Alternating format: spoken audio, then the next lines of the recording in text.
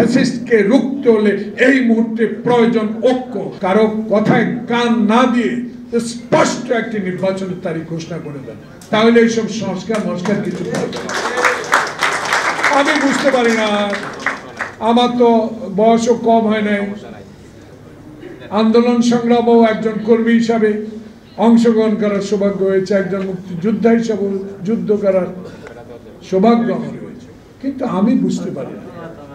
বলে যে উপদেষ্টা কি নাম জাহাঙ্গীর সাহেবের পদত্যাগ চাই। আরে পদত্যাগ করলে কি সমস্যার সমাধান হবে না?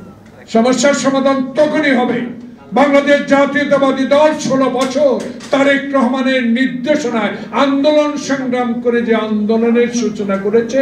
যমুনা ইলেকট্রনিক্স ঈদে ডাবল খুশি অফার সিজন 3, যে কোনো পণ্য কিনলেই পাচ্ছেন নিশ্চিত ঈদ উপহার। বৈষম্য বিরোধী ছাত্র আন্দোলন এবং জনতার আন্দোলনে সেই সুফল আমরা পেয়েছি, সেই সুফলকে যদি সুফলে পরিণত করতে হয় দরকার নির্বাচন, সেই নির্বাচনটা দিয়ে দেবে।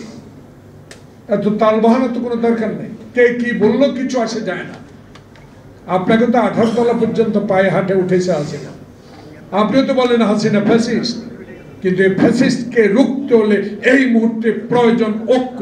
আপনি বলেছেন আপনি যখন সকল দলকে একসাথে দেখেন আপনার সাহস বাড়িয়ে যান, আপনি যখন একা হয়ে যান আপনি নিরাশ হয়ে যান। তাহলে সবাই তো আপনার সাথে আছে, আওয়ামী লীগ ছাড়া, তার আপনি নিরাশ হবার কিছুই নাই।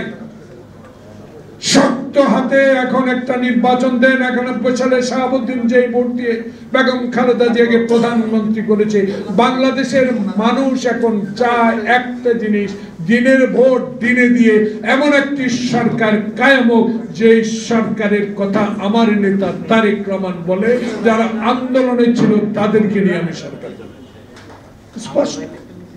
তাই এইসব সংস্কার আগে দিয়ে রাখছি, সংস্কার করে সময় ক্ষেপণ করার কোনো দরকার নাই। আলাল বলেছে অনেক প্রেতাত্মা বসে আছে ঘাড়ের উপর, এদেরকে সরান। আমি শেষ একটি কথা বলে বিদায় নিতে চাই। আমার নেতা খন্দকার দেলোয়ার হোসেনের এই স্মৃতিচারণ অনুষ্ঠানে আমার শ্রদ্ধেয় নেতার কাছে দয়া করে আজকে আপনার মুখ দিয়েও বলা হোক, আপনিও কথা বলতে হবে।